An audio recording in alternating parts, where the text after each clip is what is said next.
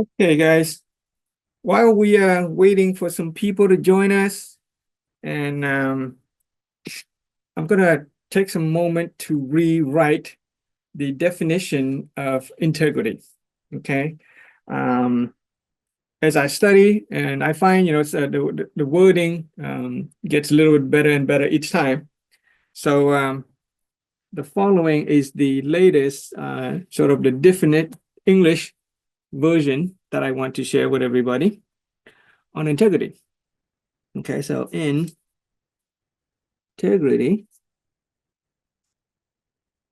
okay. Let's see this one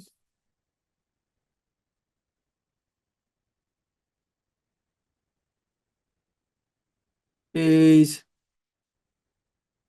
the state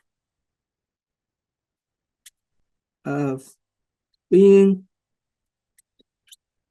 right? Since we are studying states of being, ways of being, integrity is a state of being. State of being what? Whole, perfect,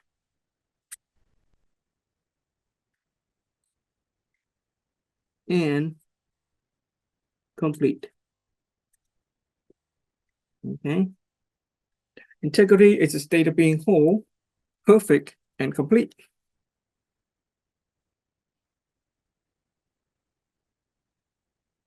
It is the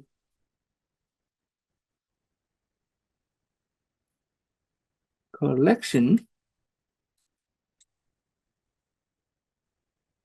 of properties. In the previous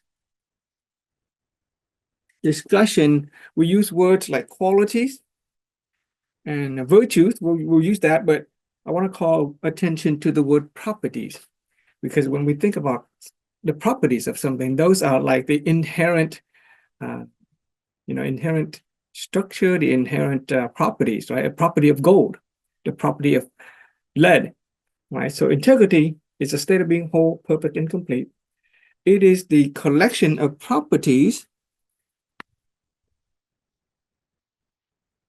within a person that helps them attain a state of completeness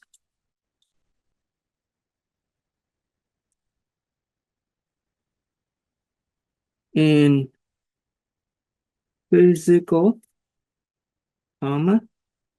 mental, and spiritual life. As I share this philosophy with other people, I find that when I use just the word physical and mental life, which is the Vietnamese definition, people would say, you know what? The spirituality is also important. Like when I quote the Constitution of the World Health Organization, I say that the Constitution of the World Health Organization define health as a state of complete physical, mental, and social well-being, and not merely the absence of disease or infirmity. Many people would say, well, physical, mental, and actually spiritual. So in the West, America included, it seems there are many people who have reached a level where they recognize that there is a spiritual dimension of life that we need to attain. That without spirituality, our life cannot be complete.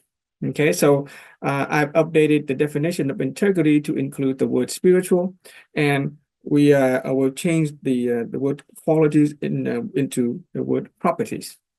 Okay, if you put that into a sort of a triangle of reality, then the properties is like the core information, right? The information within gold that give rise to the energy of gold, that give rise to the physical manifestation of gold. The property within a human being gives rise to the energy, which is like the virtue, right? It is in fact, if we want to play with that idea, let's kind of look at the, right, so we have the info corner, we have the physicality corner, and then we have the energy corner,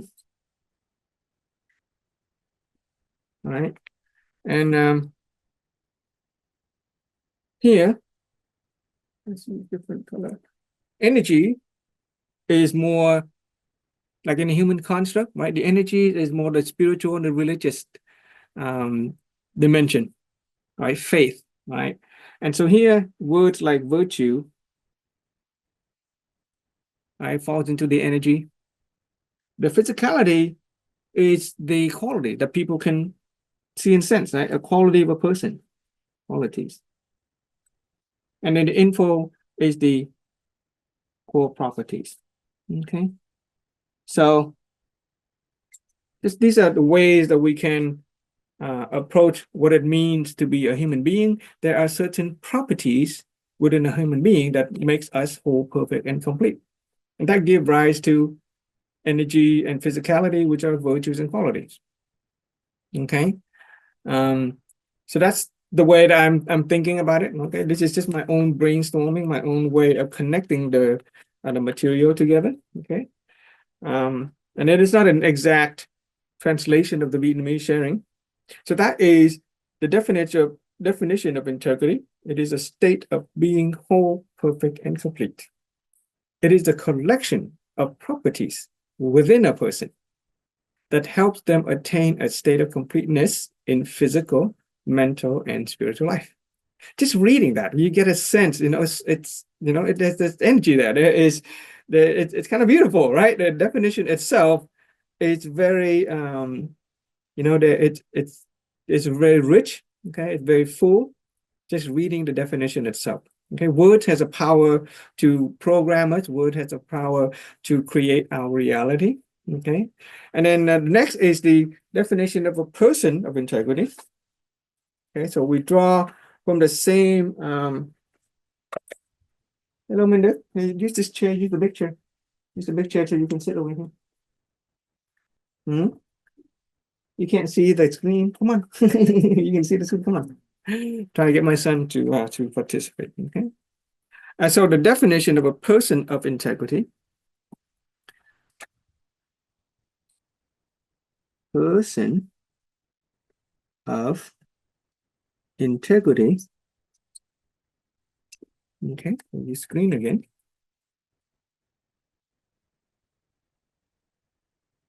Person of integrity. Okay.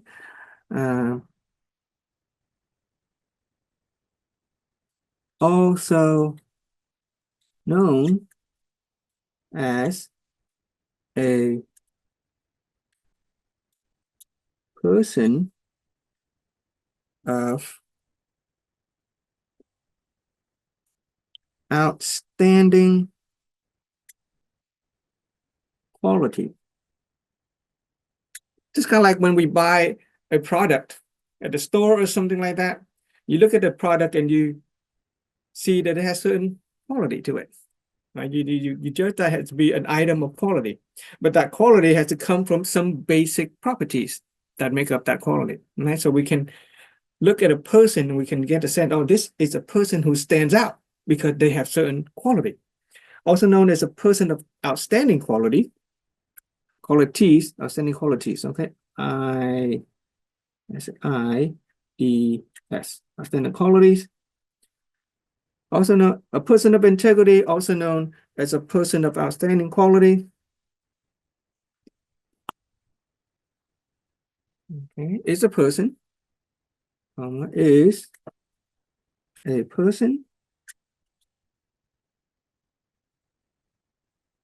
who attains the state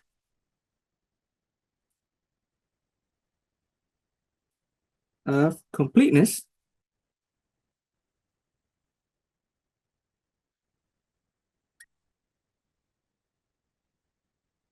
in the five virtues of humanity, propriety,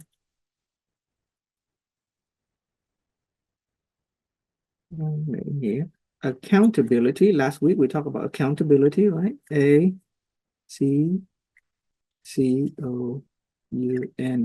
Too long. Accountability. 1, 2, 3, 4. And last one is, last week we used trustworthiness, but here I'm going to use faithfulness.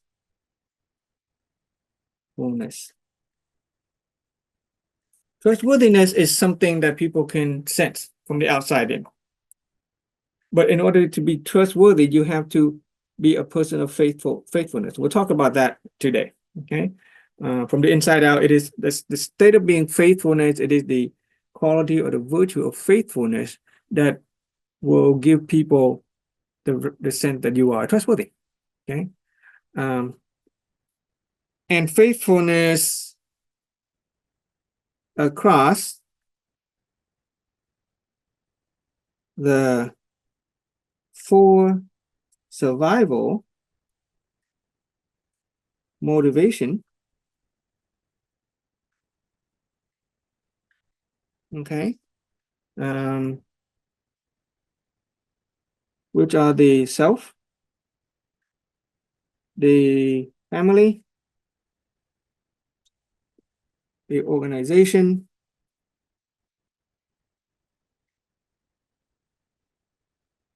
and society. And I'll just open that world. Okay, some people have a bigger vision of the connection to society, and that is the world.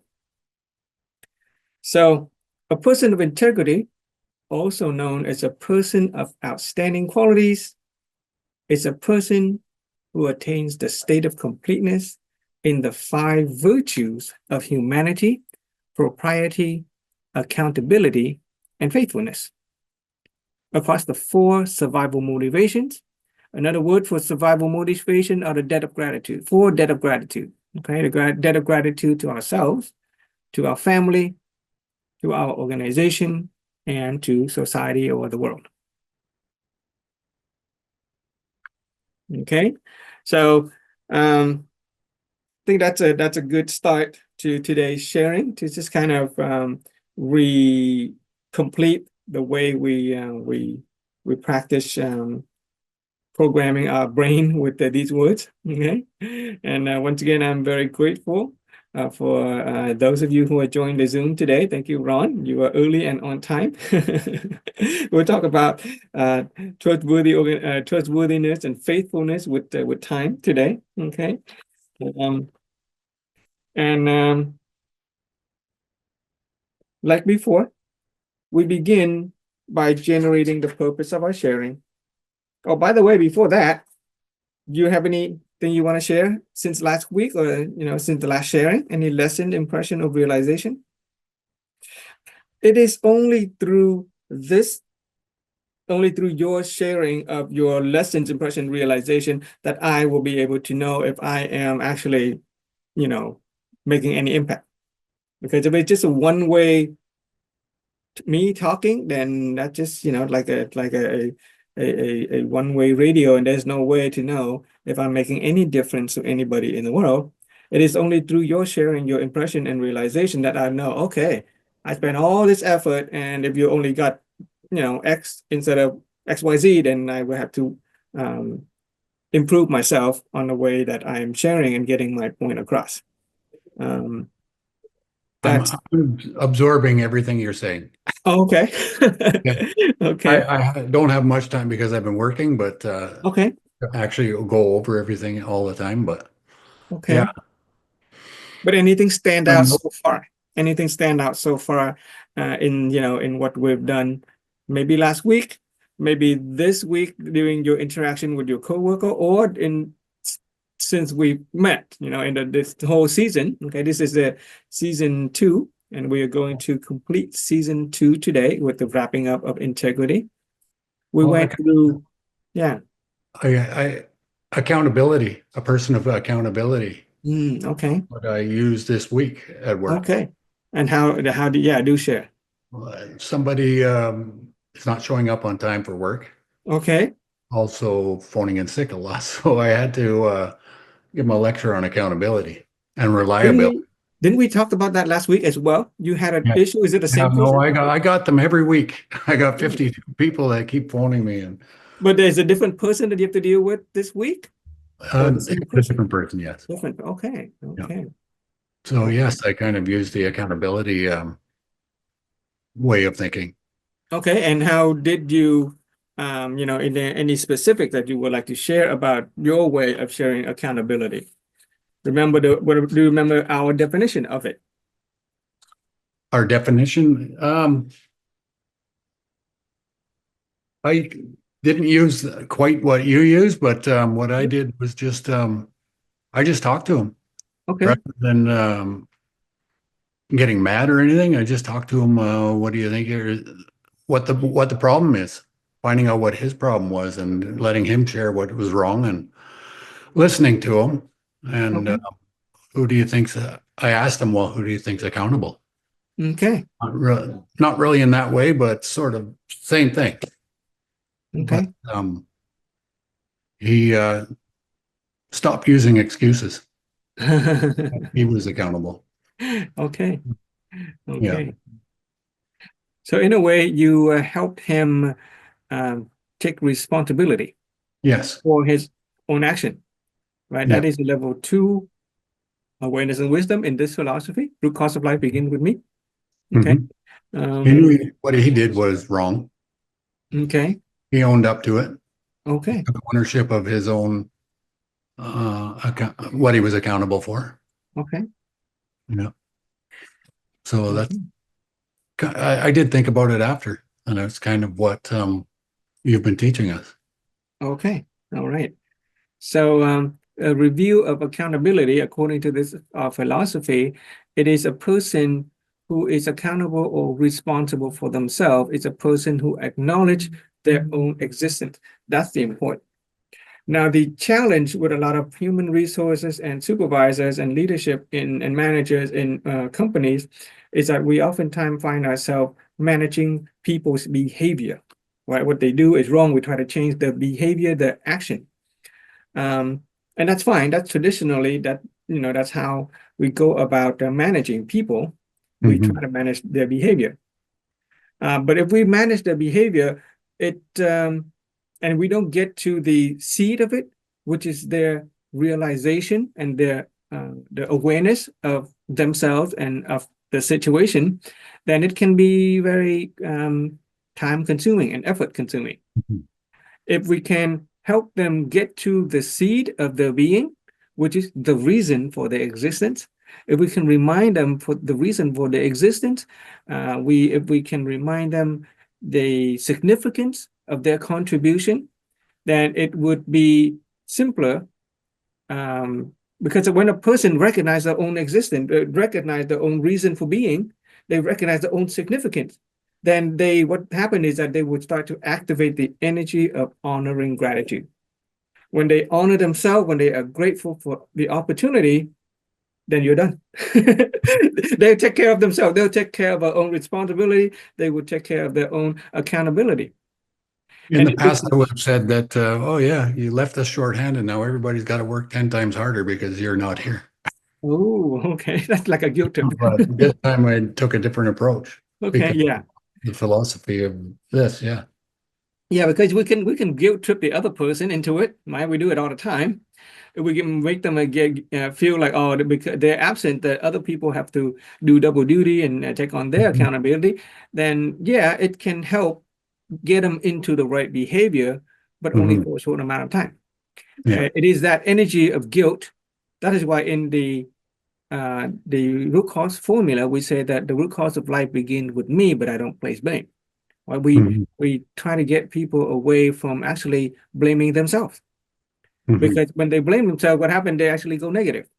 Disappointment, um, a sense of inferiority, a sense of Mhm. fear, fear of losing their job, fear of losing respect, and all of that actually drag them down. They may behave the way you want for a short amount of time, but it will take a toll on their inner being. It will take a toll on the emotional, the spiritual energy, and it may not last unless Mhm. that person is fortunate enough to change their own awareness and behavior, to change their own awareness and perception so that they can carry themselves through the day and through many days. But if we, instead of trying to help them find their fault or placing blame on themselves, we just help them discover the root cause of life begins with them, that they do anything wrong. At that Mhm. moment in time, whatever decision that they have made or whatever choices they have made in order that caused them not to be on time, that was the best. They may have thought of it as the best thing at that moment, and you acknowledge that, and you allow them to sort of rise above that fault, that blame. Mhm. You give them a sense of the significance of their existence, and if we can call attention to the mission, right? The mission of the organization and the mission in one's own life. Right? The mission is one's own life is just to be happy, and we do whatever we can to be happy, right? And if we are still looking for ways to be happy, we can take on the mission of the organization. And the idea is try to inspire a person, not so much guilt trip them. Okay, not if trying to get them to find their own fault and um, taking ownership of their own fault is it'll resolve the situation for the short term, but it won't carry them for the long run. You want something that is enduring. You want the person who walks out of that little meeting with you feeling positive, right? A meeting with the supervisor or the manager should be positive, even if they had made a mistake.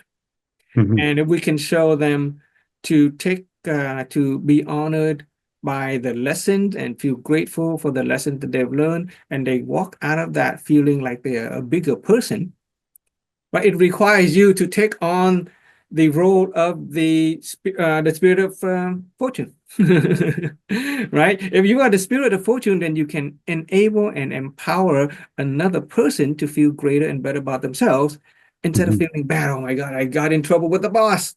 That's a Yes. different kind of No, energy. there was a time on Monday too where I'm kind of semi-retired and only work 3 days. Well, I work 7 days a week being the supervisor on the phone and that, but I usually go to work 3 days a week on Okay, site. And there was a few things that annoyed me during the day. I okay, actually heard my retirement package and um, yeah. And then after I got home and the next day I thought about it and it's not that bad anymore. But okay. Excellent. Did yeah. you notice any what level of wisdom or awareness you were able to employ at that moment in order to get through that little hurdle? I'd say I went to a level two. And what part of level two? What it I think just realizing that, okay, I knew I was wrong, that uh, the way I was thinking, and okay, also I just overcame what feelings I had during the day. okay, Yeah. okay, okay. Hello, Mr. Quang Trần Minh, Trần Quang Minh. I am grateful for your presence and honored by your participation. Uh, if you can open your mic and say hello to the group, that would be wonderful. Otherwise, you can continue to listen. Okay. I think first time I see you, or that I've noticed. Grateful for your presence. We are doing a little bit of review before we jump into today's lesson. Okay. Um, so Ron, if you're going to step into Mentor 7, right? You want to start using the tools, using the reference system, using the different levels of awareness and wisdom, and see if you can identify which tool you're using.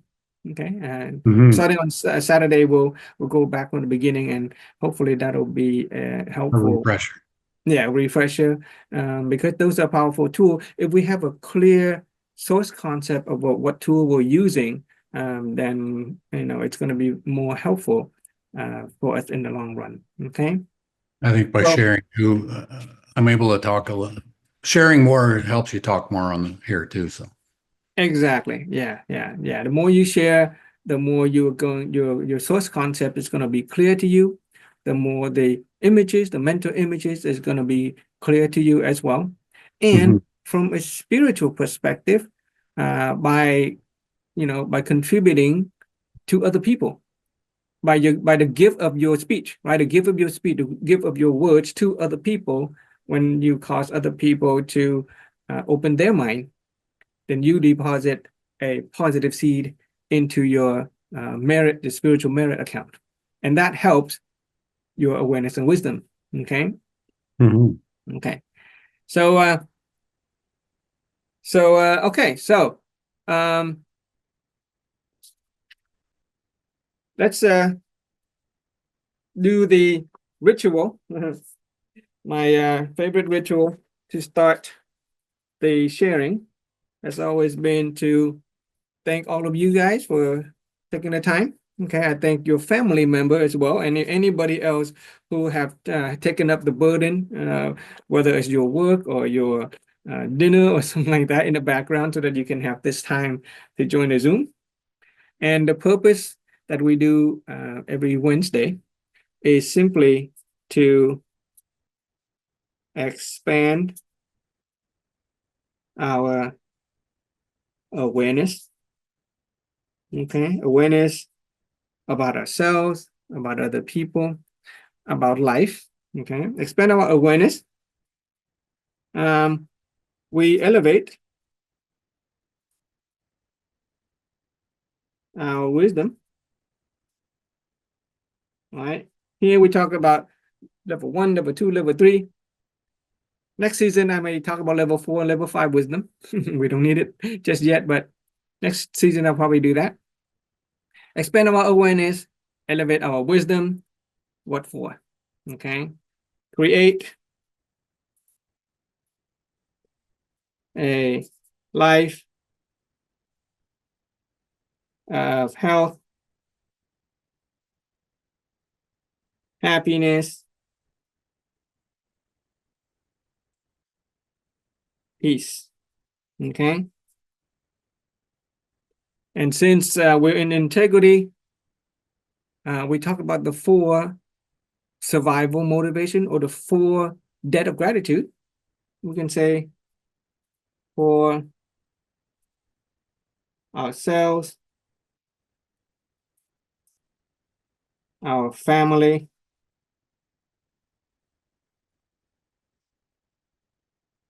our organization, S, okay, and our world. Kind of nice to have a clear image of what we're doing, where we're going.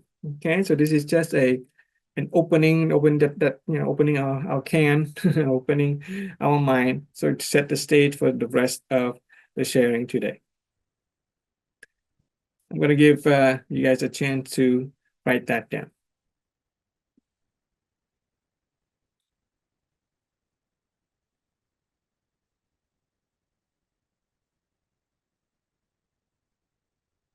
Last season, I did not get to integrity, and I felt that my own study has not reached that state of completeness, and so I'm very happy that this season we were able to get to the discussion on integrity, which is the state of being whole, perfect, and complete. And then today we're going to get complete with that module of study. Next season, I'll try to go a little bit more into the character as well. Okay, we'll go to character and we'll talk about integrity and see how far we can get. Okay, so let's do a quick review. So for those of you who are just joined us a little late, no problem. Just a little note for our Vietnamese friends who are studying the Vietnamese version and then joining us for the English version. My English sharing is a little bit different than the Vietnamese sharing. Okay. Today we are talking about integrity. It is not the same as phẩm chất. Okay, you guys know phẩm chất, right? Where is it? Let's see. In the Vietnamese sharing, the middle word right here is phẩm chất. Okay. Phẩm chất does not mean integrity. My sharing is a little bit different. I define integrity and then I talk about phẩm chất, which is the properties of what it means to be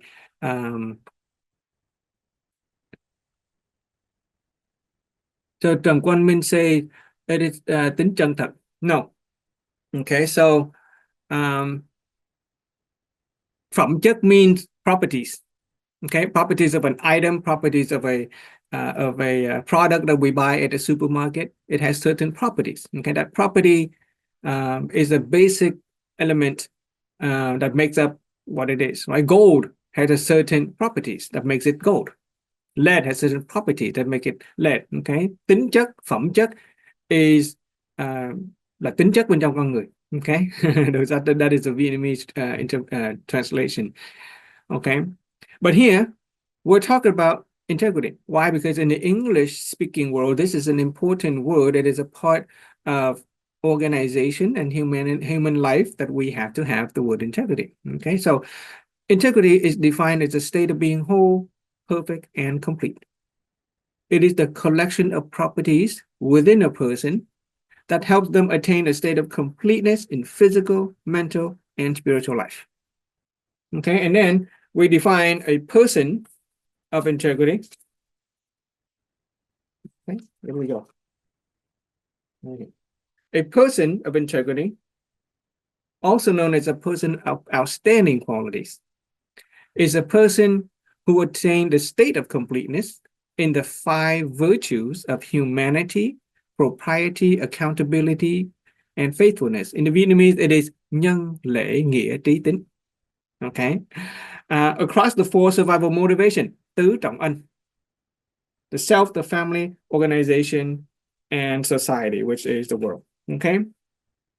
And so far, we have talked about the properties or the virtues of humanity.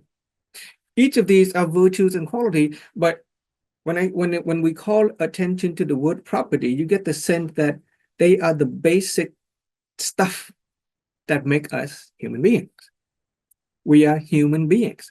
And so by studying the properties of human being, we are essentially studying what it means to be human. Get it?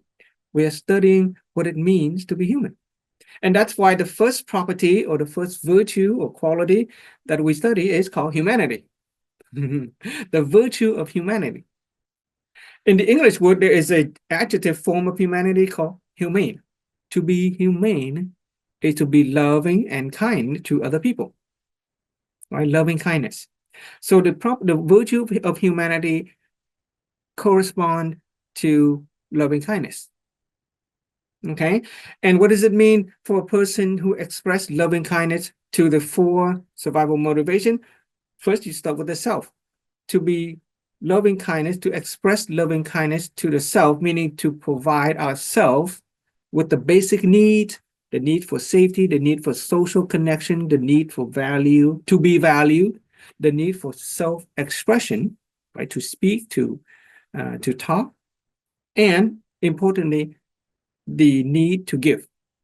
Right? That's why we study about the 7 great gifts of life. The need to give. A person need to give, right? If my mother cooked a dinner, she wants to give me the food and I don't eat, she feels very bad because it is the basic need of a human being to give. That is what it means to be a human being. Okay. Therefore, this is a study on what it means to be human. It is essentially the fundamentals of being human. Okay. So when we talk about the 4 survival motivation, we apply the same sort of formula A person who expresses loving kindness to the family is someone who provides the family with the basic need, the need for safety, the need for social connection, the need for to be valued, the need to express themselves, and the family's need to give. And similarly with the organization and the society and the rest of the world, the person who expresses humanity or loving kindness toward the organization and toward the world is the person who provide or contribute to the provision of basic needs of the organization and the world, the safety, the social connection, to be valued, to express themselves, and for the organization and the world to give. Okay, for organization and the world, the need to give is the need to create value. By creating value, you are creating an engine of value. Okay, you are creating value, you're receiving value, and the world gets better if you express the virtue of humanity for the organization and the world. And we do that do that with the recognition that the family, the self, the organization, the world is all related and interconnected. Okay, if we love ourselves more than our organization or the society, then we're going to run into conflict. If we prioritize our work more than ourselves or our family, then we're going to end up with stress. We're going to end up with family trouble. Right. So a person of integrity is a person who attained a state of completeness. That means we have to think about how the self, the family, the organization, and the world will benefit in everything that we do. Okay, beginning with loving kindness, which is our virtue of humanity. And then by expressing the virtue of humanity, what that will actually does is it help give rise to other virtue, like the virtue of propriety, which means respect, honor, moral correctness. If we are a person who honor ourselves, that means we are recognize our own existence, right? We recognize our own existence, we recognize our own significance, and therefore we are grateful for our existence in this world. That is a person who has proper respect for themselves. And if we respect ourselves, we would also respect the law, moral correctness. Right? Because, and it relates to this, human nature of rest and ease, because when you follow the law, you can sleep easy. You don't have to worry about being arrested. Okay. Propriety has to do with proper respect. It has to do with honoring gratitude, and it has to do with moral correctness. And it arises from humanity, because if you don't love yourself, you're not going to respect yourself. If you don't love yourself, you're not going to appreciate yourself. Similarly with our family, our organization, and our world. If we don't love our family, our organization, and our world, we're not going to honor it. We're not going to respect it. We're not going to follow its law. But if we do love it, then we will respect it. We will honor it. We will be grateful for it. Okay. And we will sleep well. Okay. The next one is accountability. Once again, if we have humanity, if we are loving to ourselves, then we will also be accountable to ourselves. You see how it kind of gives rise, humanity kind of gives rise to everything. And with accountability, in the simplest term, is responsibility. It is taking up the responsibility. And in terms of a social society, it has to do with fairness and justice, right? The justice, the department was created in order to maintain fairness in society, in order to get people to be accountable for their actions, right? Without the Justice Department, there would be no accountability. Anybody could do whatever they want. And there would be chaos, and there would be a great price to pay in terms of pain and suffering. And we already learned in day one of the sharing that when there's a lot of pain and suffering, then you're not going align with the universal laws and universal principles in natural law. Okay, so accountability, fairness, justice, responsibility are the kind of things that sort of arise out of the virtue of humanity. If you love yourself, you acknowledge your reasons for existence. Okay, then what is our reason for existence? Okay, anybody ever stop and think why we exist, why we continue to do what we do every day? If you acknowledge your reason for existence. In its simplest term, could simply be I exist in order to be happy. And most people, kind of get a sense that's what they do. They try to be happy. It's just that they are going against natural laws, and so they encounter suffering instead of happiness. But here, since we are learning uh, universal principles and natural law, we align ourselves with universal principles and natural laws of causality, cause and consequences, then we can be happy more simply. Okay. On a more organizational and social perspective, the reason for existence of ourselves within an organization is the recognition of a mission. Okay, most organization has some mission, even if it's just simply to create values in terms of selling some product. But once you recognize a mission and you align yourself with that mission, then you give yourself a purpose. Then what you're doing is you're expressing your accountability and your responsibility. Because essentially, any organization that is creating value out there is doing so that different people can experience the same kind of value, thereby creating a society that is more fair and more just. Okay, accountability. It arises out of humanity and propriety. Okay, so that is the discussion. So here's a definition of accountability, or a person who is accountable or responsible for themselves is a person who acknowledges their own existence, that they exist for a reason or a mission. In a Christian language, it is called a calling. You're being called by God.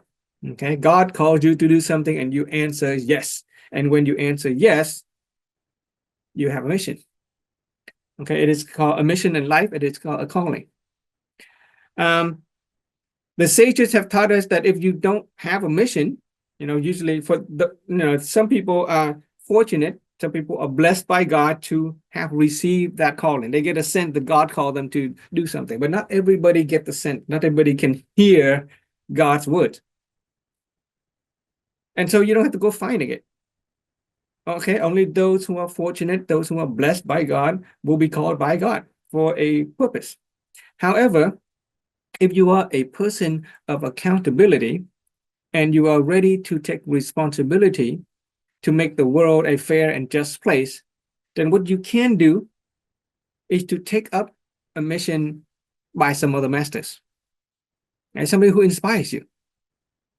Instead of seeking out a mission, just go and help some master who already has a mission until you have a clear mental image of what you want to do for the world. Accountability is nghĩa, Mr. Minh Quang. Yes, thank you for your question. Yeah, okay. I am translating the Vietnamese nghĩa to be accountability. We are accountable for ourselves. We are accountable for our family, for the organization, and the world. That is the word nghĩa. Okay. The word propriety early on is the Vietnamese word lễ. Okay, propriety is lễ. So propriety relates to the human natures of rest, comfort, or ease. It has to do with proper, the word proper, propriety, okay, appropriateness. It has to do with respect and moral correctness.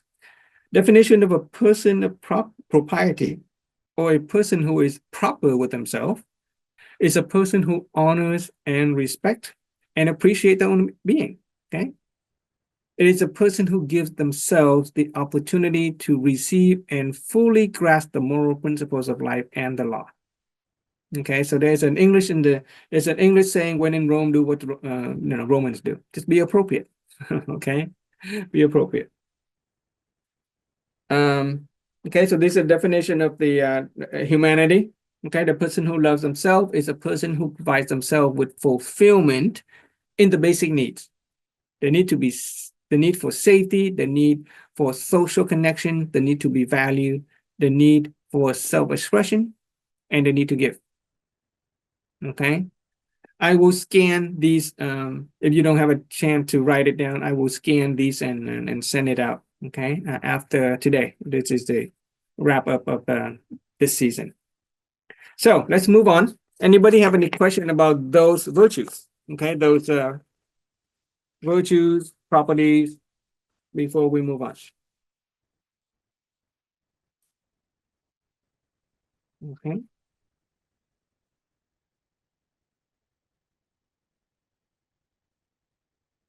Okay. So today, let's talk about wisdom and trustworthiness or faithfulness. So with wisdom, let's do this.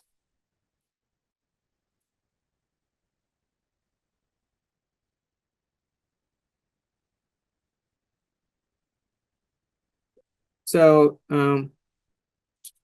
wisdom. Now, previously, we spent many episodes talking about wisdom,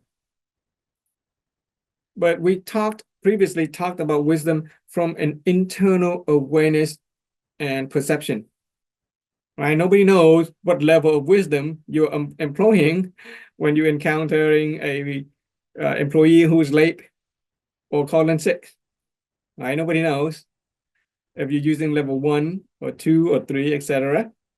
It is an internal stuff.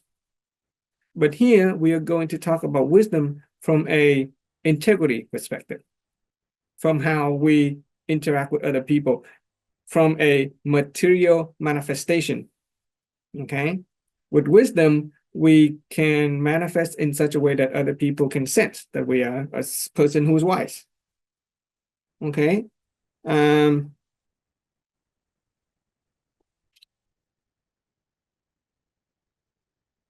Let's see. So wisdom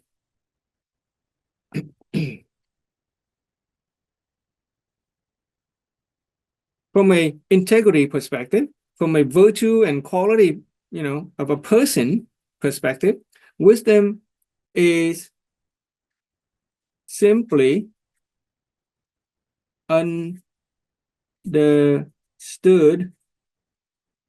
as to listen. Okay, interesting. Wisdom is simply understood as to listen. Okay, what exactly does that mean? What it mean? Well, we listen in order to elevate wisdom, right? Right? When we listen, we learn. When we listen to people, our awareness and perception expand and our wisdom will elevate. So we listen in order to elevate wisdom, and we use wisdom in order to listen.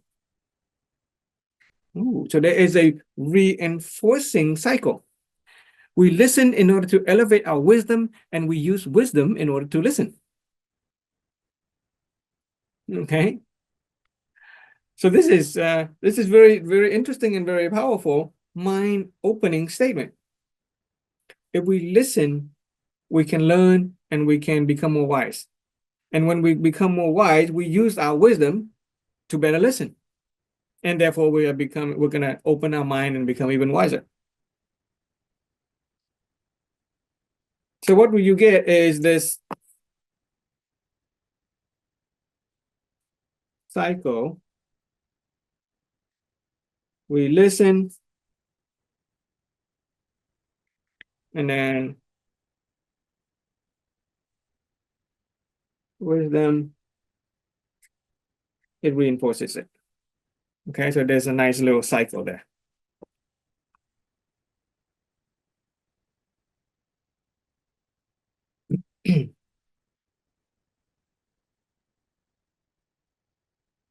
So let me ask you, okay?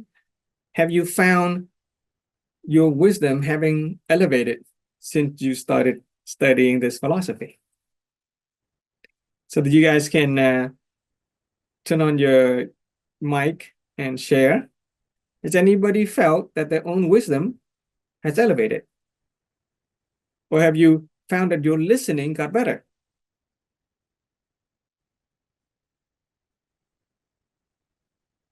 Remember when we talked about awareness and perception about people or appreciation of people, one of the statements we said is that people are our teacher, right? Have we started listening to people and discovered that anybody can be our teacher? I myself have find some pleasure in having that new expanded awareness and perception about people.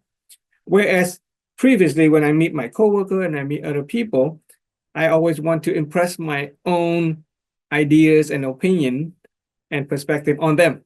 I want to teach them. But since studying, especially studying the wisdom part of the integrity module, I'm beginning to listen to other people with the awareness and perception that that person is my teacher. So at every interaction, where it could be a mundane thing or it could be some serious issues, I'm learning something from another person, and they are always my teacher.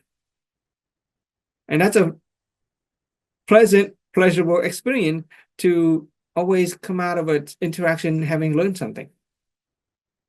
Okay, so people are always teaching us. They can be our masters and mentor. They can be our spirit of fortune. They could be a wise person.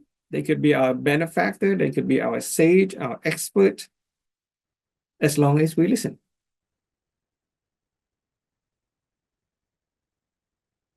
Okay. So when it comes to wisdom,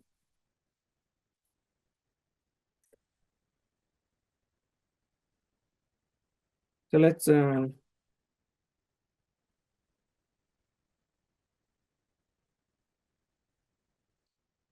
wisdom from a integrity perspective. Some keyword that we use when it comes to wisdom is that we elevate. Okay, elevate. Just as we expand our awareness perception, when it comes to wisdom, we elevate the levels of wisdom. Wisdom is simply understood as listening or to listen. Okay. And when it comes to the human nature, right? In human nature, there are the 5 basic sort of needs. It relates to our nature of appearance. All right, this takes some explanation. What does it mean that wisdom relates to our appearance? Well, it turns out that have you met wise people that you just kind of realize, you just kind of notice they have this beautiful aura about them? When you listen, your wisdom level elevates and you start to reach that state of high balancing energy. Remember, we talk about positive and balance and positive orientation. When our wisdom expands, especially level 3 wisdom, where we experience serenity, inner peace, it will contribute to a sense of balance and our physical appearance look better. In fact, science has been able to demonstrate that beautiful people are considered beautiful by other people. It is because their left side is symmetrical to their right side. When you study beautiful people, when you look at them, your own right brain is agreeing with your left brain about that person's left and right face. It is a person's balance that makes another person look at them and feel, oh, they're attractive and beautiful. So when we listen to people, our energy of wisdom elevate. We reach that state of high balancing energy. And when we are balanced, left and right, other people look at us, their left brain and their right brain agrees, and we look more attractive. It is an inner beauty that will manifest itself as external outer beauty. That's why it's related to the human nature of appearance. Okay? Yeah. And wise people also have a certain ways about their physical the appearance of their surrounding, right? They tend to be neat, they tend to be in order. Um, so they have a certain sense of orderliness, a certain sense of appearance when it comes to structuring their, the furniture in the room, their organization, their entire life has a sense of balance and order. And that is a sense of appearance in the human nature. Okay. This is why this study is essentially the study of what it means to be human. We are studying human nature, and by perfecting our integrity, we are essentially perfecting what it means to be human. Okay. And okay, so what does it mean when a person who expresses the virtue of wisdom toward themselves? Okay. So, number one, when we listen to ourselves, we listen. A person who is there. Okay, here's the definition. I'll just write down the outline. Okay, a person who listens to themselves, right? Now we're talking about the four survival motivation. Okay, a person who listens to themselves or a person who is wise toward themselves. Okay, essentially, keyword is to elevate. Okay, and as well as a sense of a need for completeness.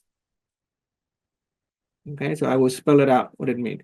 The need to elevate our wisdom, the need to expand our awareness and perception, and the need to attain the state of being whole, perfect, and complete.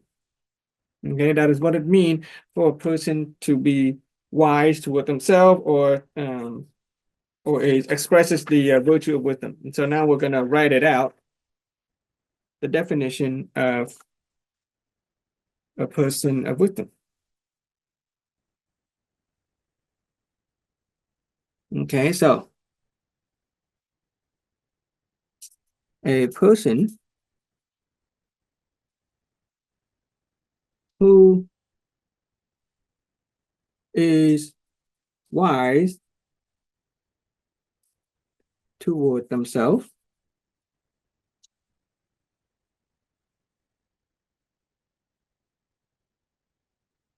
okay, is a person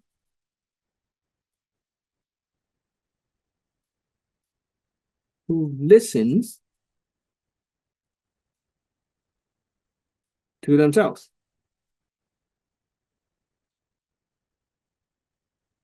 Don't confuse this with people who talk to themselves. Okay. You walk around, people in the street, and you hear people muttering and talking to themselves. In fact, we talk to ourselves a lot.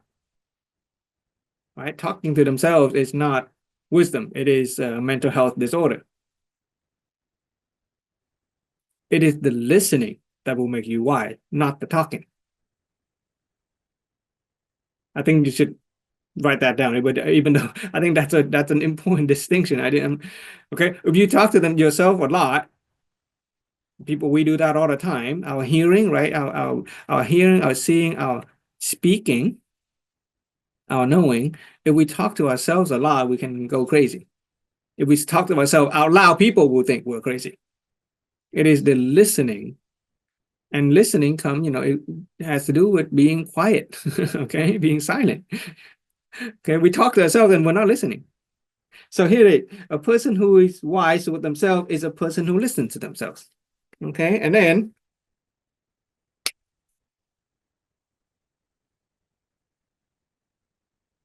is a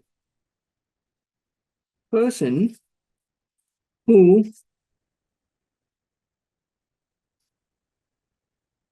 maintains an inner state of awareness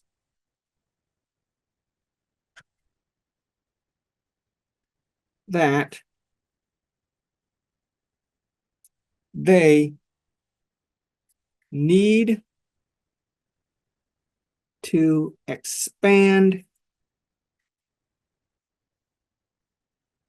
their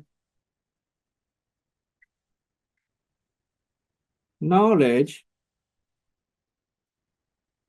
and understanding, comma, advance their level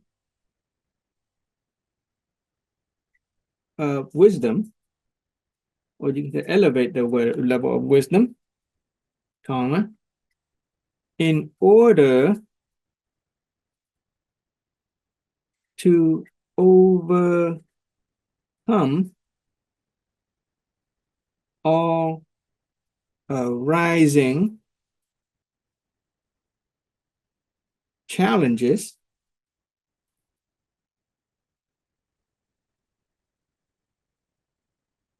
and that the self needs to attain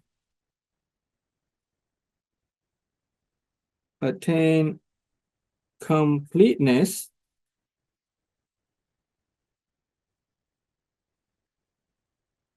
in all aspects of life. Okay.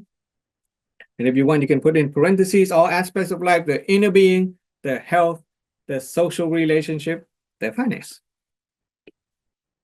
A person who is wise toward themselves is a person who listens to themselves, is a person who maintains an inner state of awareness that they need to expand their knowledge and understanding, advance their level of wisdom in order to overcome all arising challenges, and that the self needs to attain completeness in all aspects of life.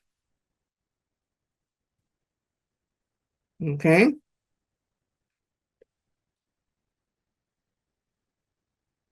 To overcome all arising challenges. Okay. In fact, a wise person is not a person who can solve all the problems of life. It is a person who can overcome all challenges and, in fact, stand above problems. Let me share with you an illustration. When there is a flood, okay, so imagine you're living in a lot of rain and a flood comes into your town. A person, an engineer who is great at solving problems, would build a dam to stop the flood from coming. Right? Engineers, experts are great at solving problems. They will build a dam to stop the flood from coming. A wise person doesn't need to spend all that effort. He just hops on the boat and rides above the water. Okay?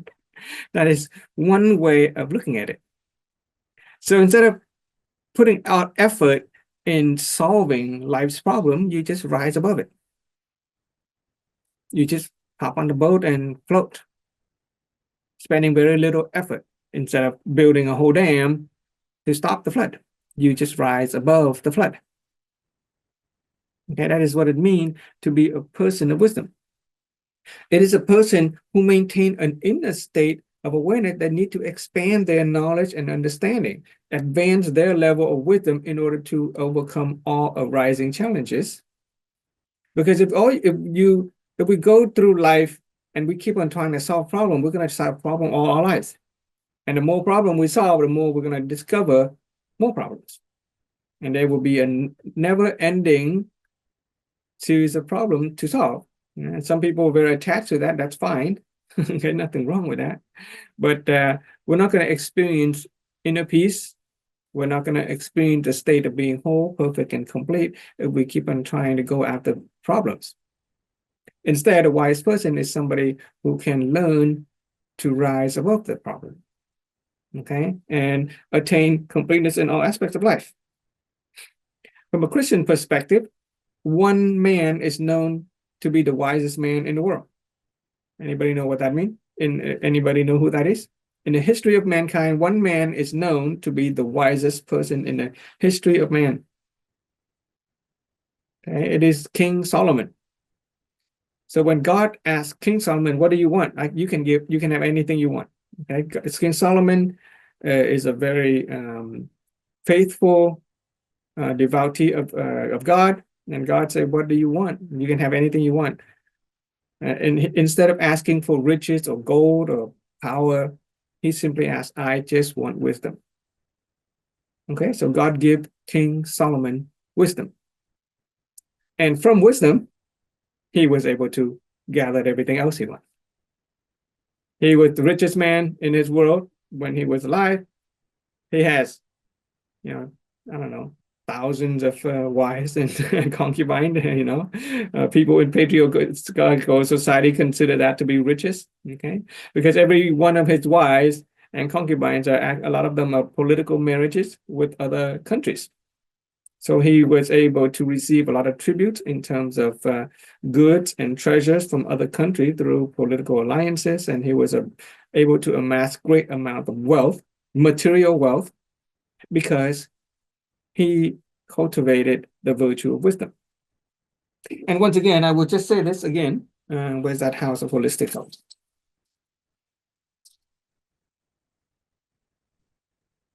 Important that we have that picture.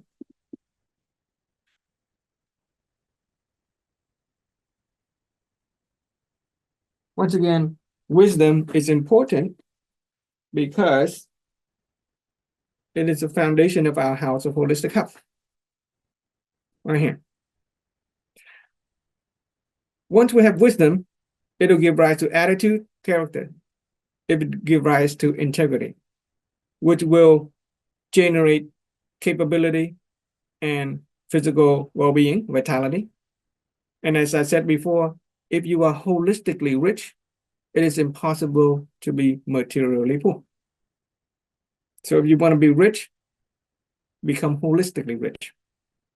In fact, if you are poor, don't ask why your money goes away. Don't worry about going to make money. Just ask the question, what's going on with my integrity? Because if we achieve a state of integrity, which is a state of being whole, perfect, and complete, then our material poverty will go away. Okay, King Solomon, he only asked for wisdom, the bottom part, and then he has everything else. He has all the material riches in the world. Okay, I think to this day, he's still considered the richest man in the world.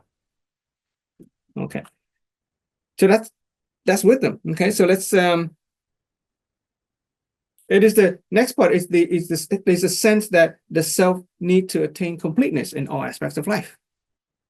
Okay, once again, this picture, to get complete in life, to be whole, perfect, and complete, is to be rich in our inner being, to be rich in health, to be rich in relationship, and rich in financial, material possession.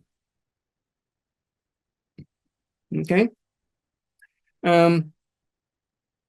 So through all of these knowledge, okay, sharing that we've been doing for the past many weeks, any of you here have got the sense that you have become more holistically wealthy and holistically rich and more healthy?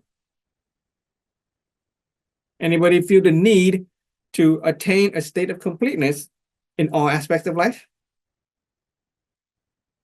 Right? The more you learn, the more you know that you don't know much of anything. And so you can kind of feel it, right? There's an energy to it. Okay. You can feel that there's a need to become holistically rich, holistically healthy. And the thing about integrity two way to approach integrity. As before, when we said that integrity is a state of being whole, perfect, and complete. If we try to approach it from the effort perspective, from the I gotta work hard to be perfect. I gotta work hard to have all of these humanity, propriety. I gotta make an effort to be accountable. I gotta put out effort in order to learn and expand my awareness and elevate my wisdom. Then that approach, it's fine, but it feels kind of, I don't know, heavy and hard, right? Right? It's kind of hard to approach it from an effort to try and be perfect. Remember, we said to be perfect is not perfectionism. Okay, we get into the trap of be perfectionism when we expect everything to be perfect the way we want, and to approach it from an effort perspective, it's very heavy, it's very hard. But however, if you approach integrity from the state of being whole, perfect, and complete approach, which in Christianity comes from the idea that human beings were created in the image of God. Okay, in the Bible, it says the Bible says that God said that let us create human beings in our image. So another way of saying that is human beings were created in the image of God, which is whole, perfect, and complete. And when we realize from an awareness and perceptual perspective and from an integrity perspective that we are already whole, perfect, and complete because we are creatures of God, we are created in image of God, then it becomes very natural. It will become very natural and simple to love. It becomes very natural to honor and respect. It becomes simple to take accountability and responsibility for ourselves, our family, our organization, and the world. And it becomes very natural to expand our wisdom and gather more knowledge and elevate our awareness. You get that? One is a difficult path of struggling through effort. I gotta learn, I gotta spend time and energy. It's very hard, and you can never reach perfection that way. Because we're not perfect. To err is human. That's another saying. To err is human. To make mistake is human. To fail, it's be human. That is from the perspective, human being imperfect, and we keep on trying, and we try and we try from day to day and days and years and week. And if you are a Buddhist, you take into consideration that we've been trying and trying for lifetimes and lifetimes, countless lifetimes, and we're still here. But if we approach it from an awareness and perspective that, oh, we were created in the image of God, which is whole, perfect, and complete, and therefore it is a natural thing to love. It is a simple thing to be accountable. It is a simple thing to expand our awareness and wisdom. And it becomes light. And that is the manifestation, that is the physical, material manifestation of wisdom. Lightness, right? Joy. It becomes simple to be joyful when you realize, oh, God created me perfect. I don't really need to make any effort. I just need to express my perfection through being loving kind, through wisdom, right? Joy, lightness, trust. Simple and natural, right? Mr. Quang Trần Minh says simple and natural. It is simple and natural thing to do, to be a human being, because we are already whole, perfect, and complete. That is both a Zen Buddhist perspective and a Christian perspective. Okay, that is a language that is common to all religion. Okay, so yeah, if you still lack in, if we feel that we are still lacking in any area of life, if our health is still imperfect, if our finance is in trouble, if our marriages or our parent and children relationship is not where we want them, then don't worry about fixing the problem. Don't worry about those trying to find a solution. Think about integrity. Okay, there's something lacking in our integrity that is the root cause of us not being whole and perfect and complete in those aspects of life. Okay. So, from a negative way of looking at it, you can also, this is another way that we can judge another person. Okay. Even though we try not to judge other person, but it could, when a person approach you, maybe a friend, and they share their sad story, right, their sob story, problem with the spouse, issues with their work, right, trouble with their finance, right, then you can immediately help them go to work on their integrity. Something's going on with their humanity with respect to themselves. Something is going on with the accountability with respect to their health. Something is going on with the propriety with the respect to their job or the workplace. They are not working on their wisdom. So we can go help another person by doing that, by working on their integrity, beginning with wisdom. Okay. So the same thing can be said to what is that, the other survival motivation, the other debt of gratitude. Okay, so this is a person who is wise with themselves, right? It's a person who listens to themselves. It's a person who maintains an inner state of awareness that they need to expand their knowledge and understanding, advance the level of wisdom in order to overcome all arising challenges, and that the self need to attain completeness in all aspects of life. And we just substitute for the family, the organization, and the world, right? A person who is wise toward the world is a person who listens to the world, is a person who maintains an inner state of awareness that the world needs to expand their knowledge and understanding, that the world needs to advance their level of wisdom in order to overcome all arising challenges. Look at the world today. Look at the way people approach problems in the world. So many people, so many organizations and institutions are out there trying to solve the problems. And they are stuck and mired in problems. Some organizations have been around for hundreds of years. Institutions have been around for thousands of years. Still trying to solve the same problem. Okay, religion, right? We've been around for thousands of years trying to solve the same problem, and they don't get very far very quick. And so when we look at the world with this perspective of integrity with respect to wisdom, then we listen to the need of the world to expand their knowledge and understanding so that the world can overcome arising challenges, and that the world needs to attain a state of completeness in all aspects of life. Now we can start thinking about the inner being of everybody in the world. Think about the health of everybody in the world. We can start thinking about the relationship of every family, of every organization in the world. And when the world is holistically rich, it is impossible for anybody in the world to be materially poor. Do you guys get that? Yeah, that is how we pay our debt of gratitude to the four survival motivation, right? Not only for ourselves, but our family, our organization, and our society. Okay, so you just substitute. Okay, let's see. All right. All right. Do we see organization and society making a lot of trade-offs?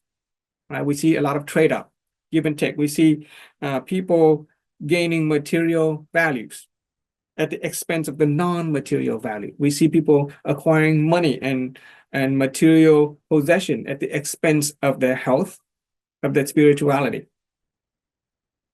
The country of Vietnam is very blessed. The country of Vietnam has this high energy of spirituality, of peace. If you think about it, Okay, historically, the country of Vietnam had gone through many wars, many tragedies. 1,000 years of war against Mongols in China, 150 years of colonization by the French, right? 30, 50 years of civil war, right? In the Vietnam War, war. Yet, in less than a single generation, Vietnam has achieved a state of peace, serenity across the whole nation. The resentment has become sort of almost gone, right? There are a few people who still resent the Vietnam War, but from a majority perspective, somehow the sense of peace, I mean, real peace, inner peace, the sense of acceptance, the sense of forgiveness, mercy, tolerance has returned. Whereas China was the enemy of Vietnam, it is now a friend of Vietnam. Whereas America was an enemy of Vietnam, it is now a friend of Vietnam. And Vietnam is in a position to be friend with all of the superpowers.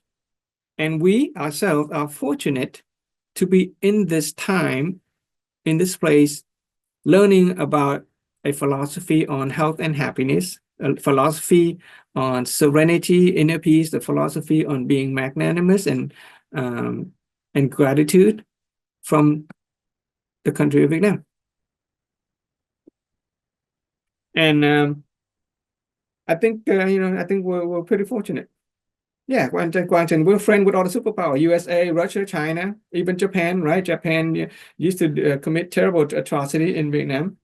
Okay, but now Vietnam is a friend with everybody. So it seems that there is a spirituality that covers the entire country of Vietnam, the people of Vietnam.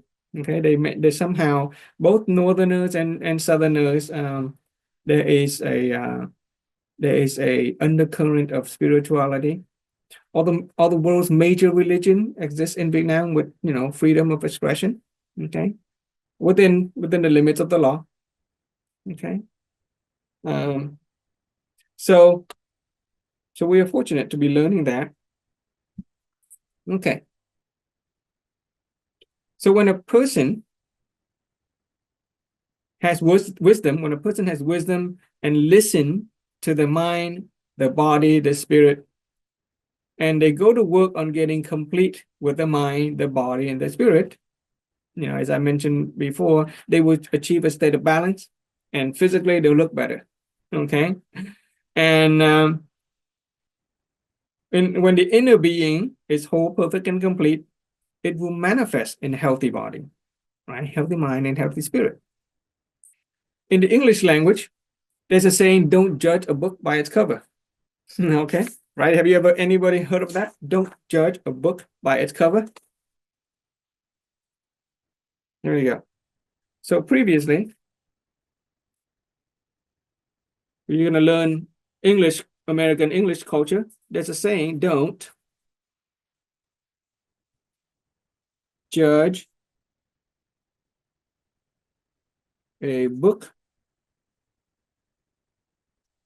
by its cover. No. What does it mean? Anybody know what that means? Have you heard of that one, Ron? Don't judge a book by its Yes. cover. What does that mean? Don't judge somebody by the way they look. Yeah.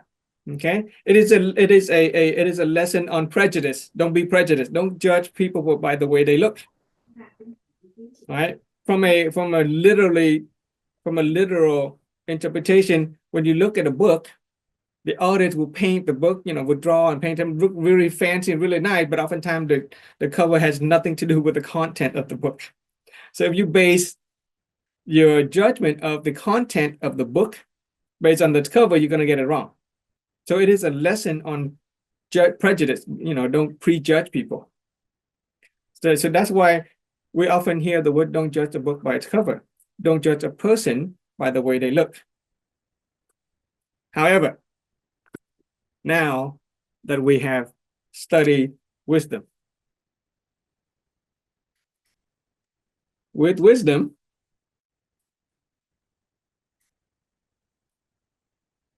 you actually can judge a book by its cover. Okay, only with wisdom. Because when we look at a person whose body still carries illness, let's say the weight is not in the right proportion to their height, then we can say, oh, something is going on with that person's integrity with respect to their body. When we look at a person's marriage and their marriage is in trouble, and we go, oh, something is going on with their integrity with respect to their marriage. Right? We go through the five different properties, five different virtues, right? Are they expressing humanity or loving kindness in their marriage? Are they expressing propriety? Are they expressing accountability and wisdom in their marriage? When a person gets fired or even get laid off from a job, right? People say that you get laid off, it's not your fault. Okay, it's not your fault, but when you get laid off and your coworker didn't get laid off, then there's something going on with your integrity, right?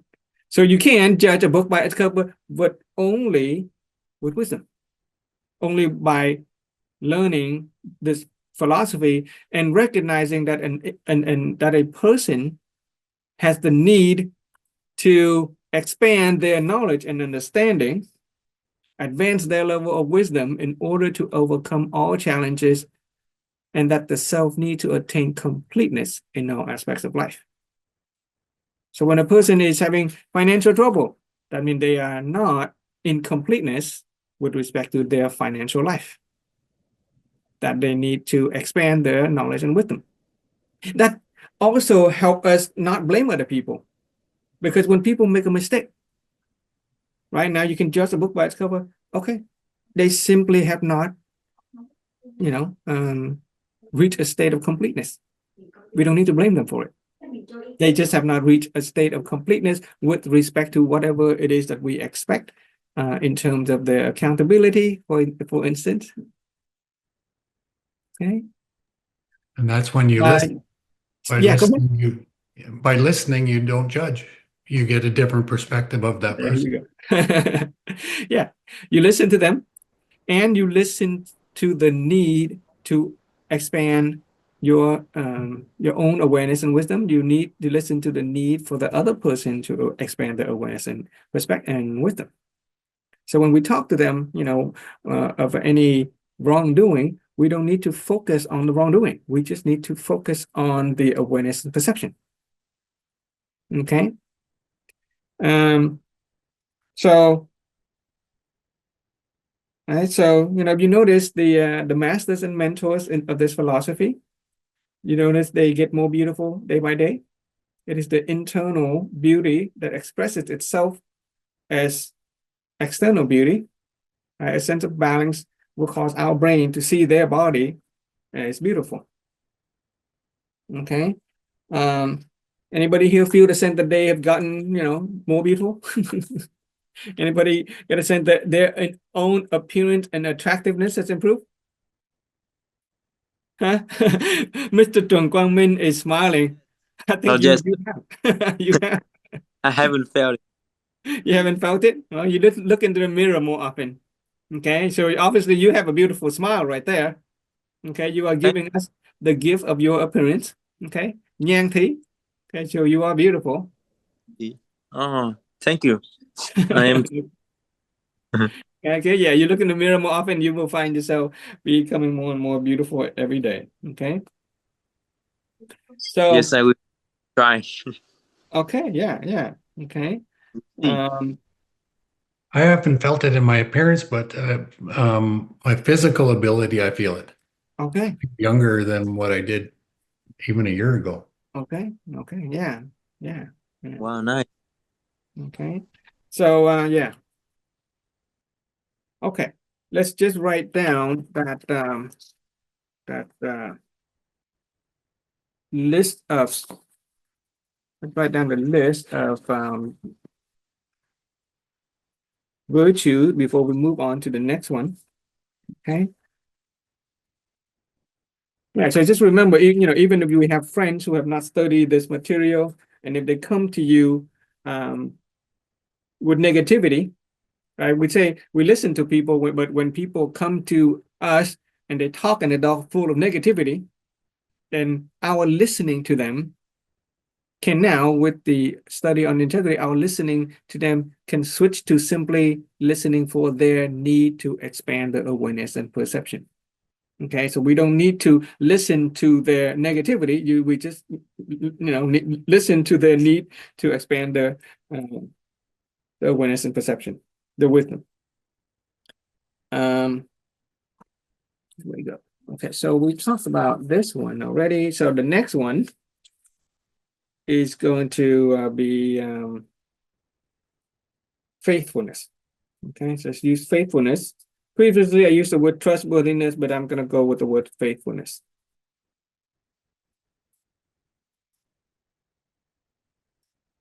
Okay.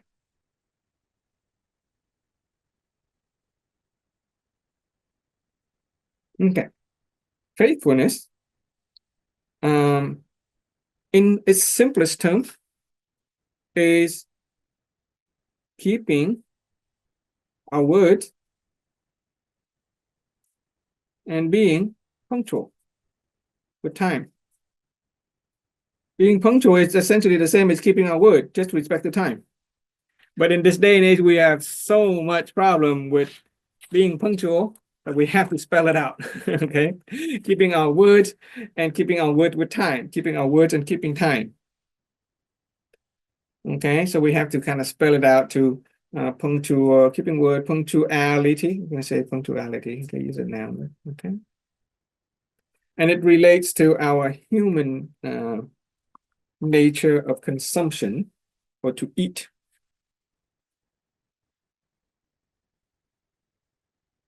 Consumption. Okay, and when it comes to faithfulness, the sort of the verb that we want to use is to maintain, or to keep. Okay, keep or maintain.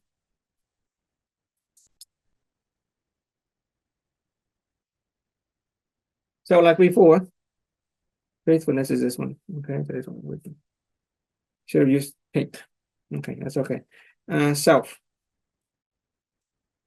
Okay, so what does it mean for a person to be faithful to themselves, or a trustworthy person? Okay, so let's I'll redo that page a little bit to make it pretty. In fact, I'll do it right now. Okay, so before we had wisdom. Okay, this is a self. Okay, we use different color. We use pink because wisdom is associated with listen. Okay, it is associated with the verb elevate. We're very colorful today. Okay, over here with the self, you want to elevate our own knowledge and understanding. Okay, and it is listen to a need for completeness. Okay, it relates to the human nature of appearance, because when we listen and we become wise, we also become balanced, and other people see us as being more beautiful. Okay, it relates to our appearance. And then now we talk about faithfulness.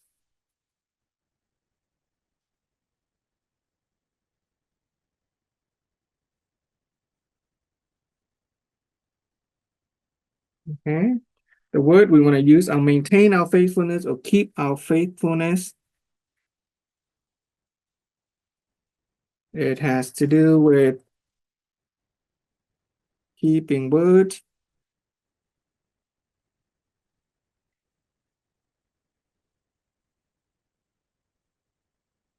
Has to do with punctuality, which is keeping word with respect to time, punctuality.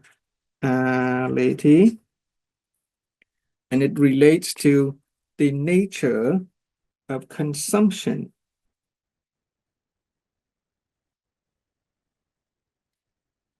Okay. What does it mean when it relates to the nature, human nature of consumption? Okay. Have you ever heard of the phrase, the early bird gets the worm? Okay. The early bird gets the worm. If you're early and on time, you are going to get to eat. If a person who keeps his or her words, keep the promises, then they will get to eat. When they would get to acquire, material possession and keep them. It's that simple. Okay. So let's go over to the definition.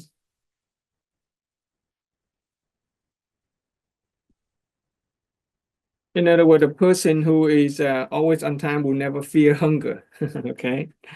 A trustworthy person or a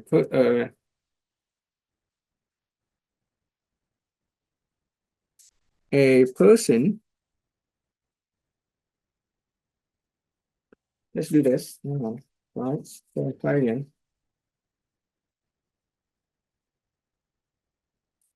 A faithful person or a person who is trustworthy toward themselves.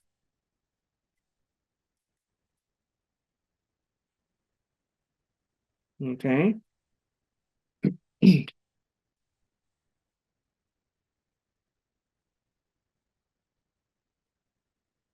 Is a person who consistently keeps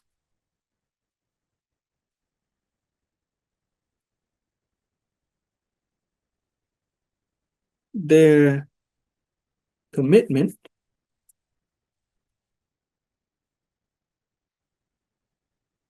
honors their promises and is always punctual with themselves.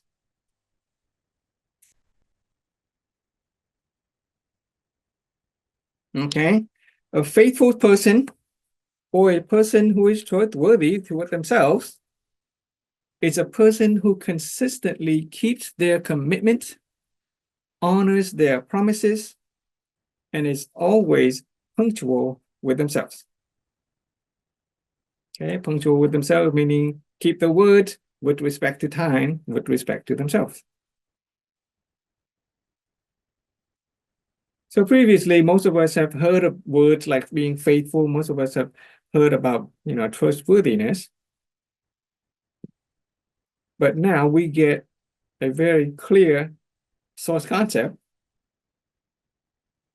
And the clearer the source concept, the clearer the mental images, and the more likely we can realize this concept and materialize it into our life, right?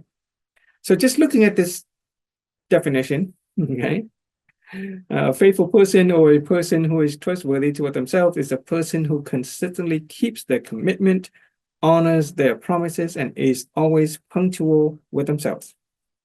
So anybody want to share where you think you are in this stage? with respect to this property of being human, or the virtue of being faithful, or the quality of being trustworthy?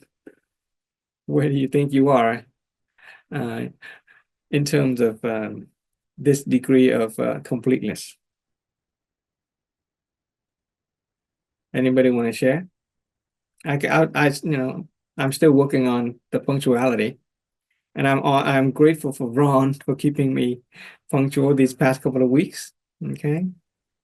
Yeah, it helps. It helps to be accountable as well. Okay, so notice that this is the last virtue or property that we share in the integrity, because it completes a circle. Okay, it's not an easy one. And when I say it's not an easy one, it's simple to do. The definition is very simple, but we have a way of falling short with this faithfulness and this trustworthiness, this being able to keep our promises and honors our commitment and things like that. What do you think, Ron? Where do you think you are in? I think I'm becoming more of a faithful listener Oh, okay. because before I used to talk to people, and if their topic didn't interest me, my mind would go somewhere else. But Okay. now I'm focusing, well, it interests this person, so maybe I should listen. Okay. Okay. It's what this person is and what he likes, and yeah, I think that is more of a definition of wisdom. Okay. Yes. To be a good listener. Here, trustworthiness or faithfulness has to do with honoring our promises Yes.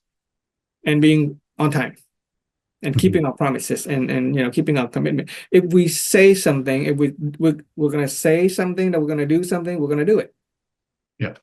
Yeah. I've always been like that. I've always said if I'm going to be somewhere, I'm going to be there.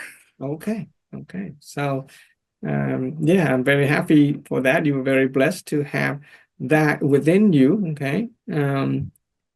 That's a big blessing to have. For some people, myself included, I'm still struggling with that, especially with time. When I'm getting a little bit better with my getting up in the morning and showing up to work on time, and getting a little bit better. It requires a high level of energy of being balanced. What about you, You can't Mr. be, Yeah, you're not able to keep your promise at some points. yeah, Making excuses doesn't help either. exactly. Making excuses doesn't help, right? If we fail, we fail. Okay, but here's the thing. Well, before that, Mr. Trần Quang Minh, or Quang Trần Minh, Yes, what do you think about this definition? Where do you think you are? Would you care to share in thank terms of own faithfulness to yourself or your trustworthiness to yourself? Have you been able to keep your promises to yourself? Honor your. I do not keep my promise to myself, but yes, I think about this faithfulness, I think I'm not a good person, not really a good person who can who have this character. And I try to Okay, use this virtue. Okay, this virtue it. or this It's really quality. important and essential virtue. I got some friends who are really faithful and who always be on time, and he's always make a joke by for me that I never come on time, and you should look inside yourself and how do you say, and pay me money whenever you come late. Oh, okay. Yeah, somebody's helping you with the accountability. Yeah, you're Yeah, fortunate to have a friend like that. Yeah. yes, I'm really grateful to him. Yes. Mhm. Yeah, here's the thing. Let me ask you guys.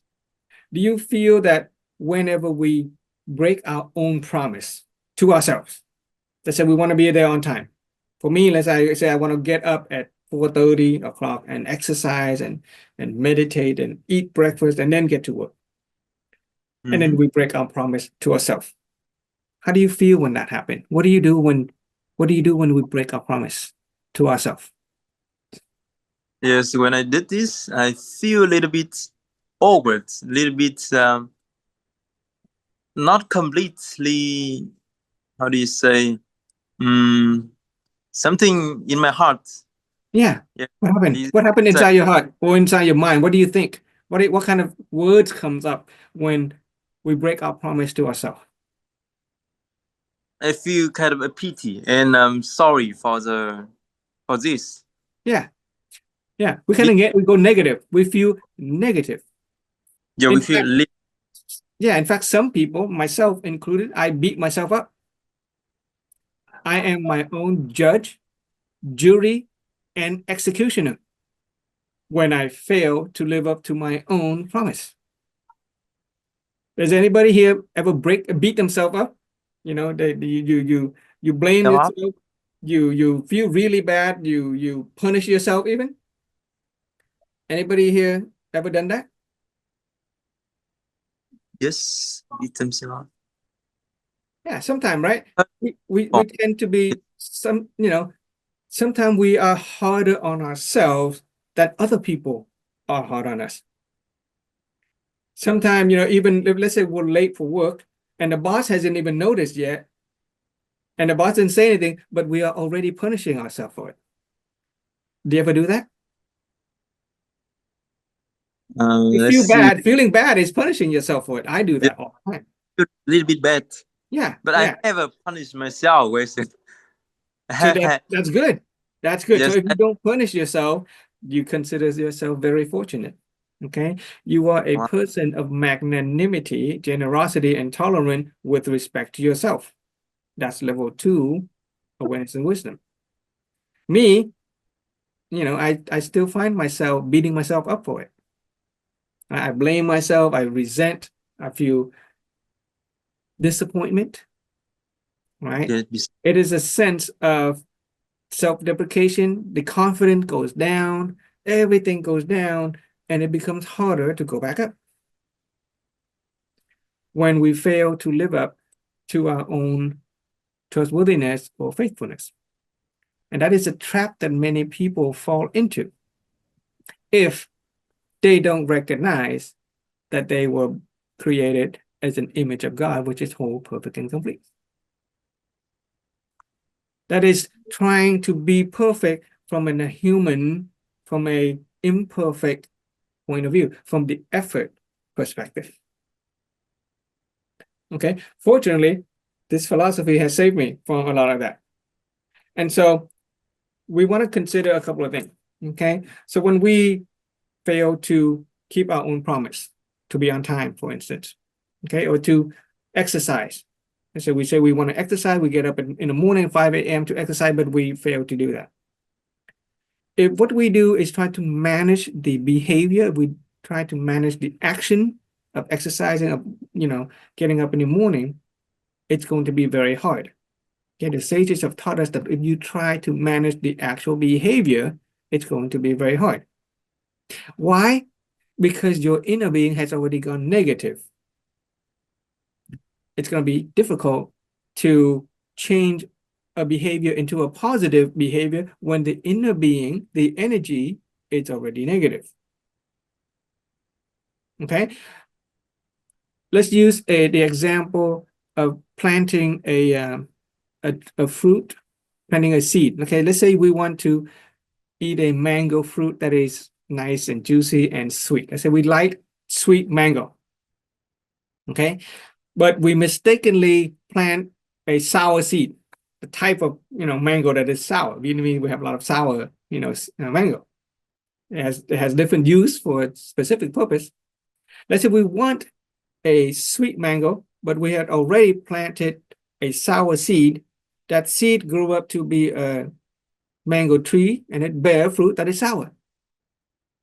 Now we look at the sour seed and we try to trim the leaf, cut some branches, add water, fertilize it, and all that stuff. Do you think that tree is going to give a sweet mango if it's a fruit that belongs to a sour, species of mango? No, it's not. Okay, let's make it even clearer. Let's say we want a mango seed, but we planted a guava tree. Okay, if we planted a guava seed, it's going to grow up to be a guava tree. It'll bear a guava fruit. And no matter what we do, we can't change the fruit into a mango.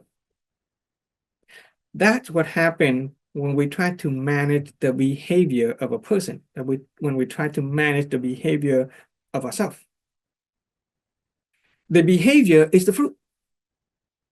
It is the final outcome. It is the consequence, right? Whatever we do as a behavior, it is a final outcome as a result of the chain of causes that came out from some seed. And those seeds are the inner awareness. Our inner awareness about time, our inner awareness about that particular promise, or our inner awareness and perception about that particular commitment was incomplete or unfavorable. Our source concept is unfavorable. Our mental images were not positive in the first place, and therefore it manifests in a behavior or action that is not desirable. Did you get that? Okay, so let me draw the reality triangle of causality. Okay, this is the seed. This is the fruit, and we have the condition. Remember the formula?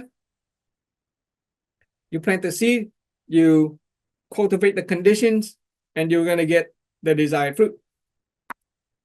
Of the desired fruit that we want is, let's say, positive behavior.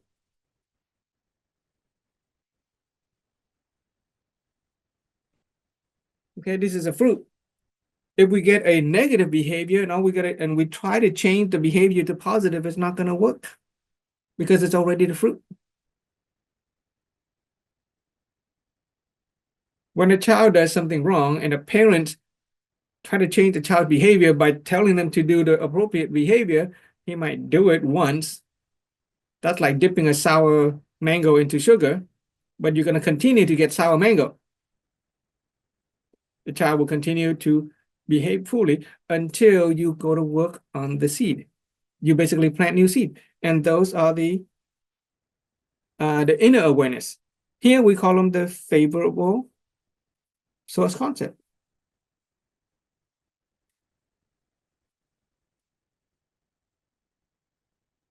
Right? What are the favorable source concepts? What we know, what we believe, and what we understand. Okay, what we know, what we believe and understand about something represents our source concept of that thing, which represent our reality of that. So, our let's say being on time to work. If a person is late to work, that is a negative behavior. You don't want that. If all you do is tell a person you have to be on time, you have to be on time, if all you do is focus on the fruit, then yes, they may do it, but they're already negative, and they may not continue to be on time until we change the seed. We have to show them the favorable source concept, help them understand, help them know, and help them have a positive mental image. And then we cultivate that seed in favorable, positive condition. Okay, and here when it comes to the spiritual and emotional energy, this is the energy aspect, which is called, we're just going to call it positive spiritual energy. Okay, so there's the merit, and then there's the energy. And sorry, I'll explain that in a little bit. So you help a person with a favorable source concept. Okay, you give them positive mental images. Okay, so favorable source concept, you give them positive mental images.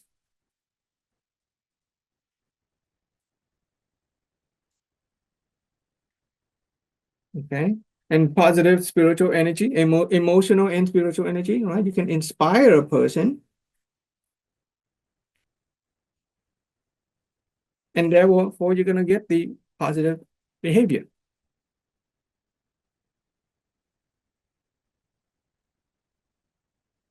So now the secret to doing that, let's say right now, we're just going to work on ourselves first. Okay, we're going to work on ourselves to keep our word to ourselves in order to affect a new behavior, a new habit. To get a new behavior, we have to plant the seed. We have to have a favorable source concept, positive mental images. Okay, positive spiritual, emotional energy. Take, for example, if coming to work gives us a negative feeling, how to get up to work, then it's going to be hard to get up in the morning and go to work, no matter how many alarms you set. Right? I struggle with that. Alarm set, I can set alarm early, I can set alarm later, I can experiment with the alarm, but every time the alarm rings, I'm going to hit the snooze button because I already have negative feelings about coming to work. But if tomorrow, instead of coming to work, you have to get up early in order to go on your favorite vacation. And the airplane leaves at 4 a.m. Then already, the mental images is positive. The source concept, what you know, what you believe, what you understand about that trip, it's all favorable. And your energy, your emotional, your spiritual energy is positive. Then you're going to get up in the morning even without the alarm. Some people get so positive they don't even sleep. That happened to me. So the issue of getting up out of bed on time is not the matter of the alarm clock. It is not the matter of behavior. It is a matter of the internal processes, which are your favorable source concept and your mental images about what you're about to do. So with yourself, the way to do that, right? The way to do that is taught by our masters in this philosophy to have already proven. So let's there's a formula, okay? How to make your positive mental images and positive, or say source concept.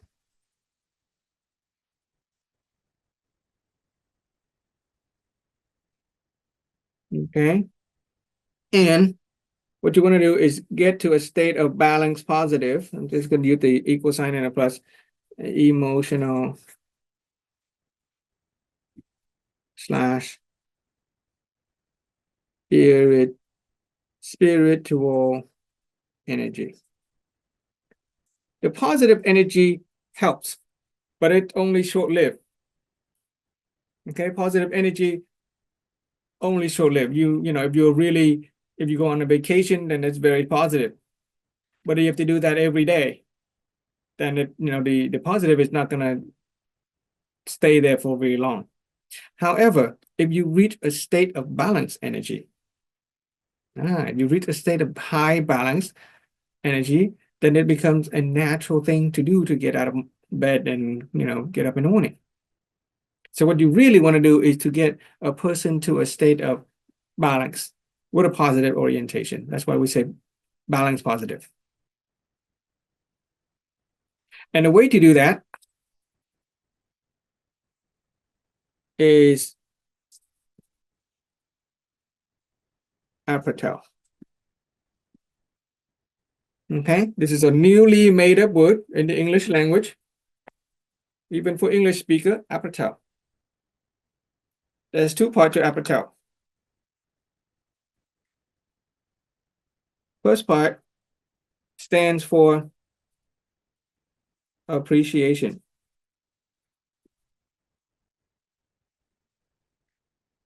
Second part is to telling. Okay. The key, the appreciation is the key. That's a picture of a key. Okay. Key. Key is appreciation. Which is what? In this, in my sharing, we call it honoring gratitude. Okay. Why? Because the energy of appreciation, which is honoring gratitude, is a very positive, very attractive energy. When we know we're going to vacation, that is positive, that energy is appreciation. It is honoring gratitude. And therefore, that energy helps us get out of bed. And however, if all we do is just, if we just kind of keep it to ourselves, then sometimes that's not enough. We have to tell other people. This is the engine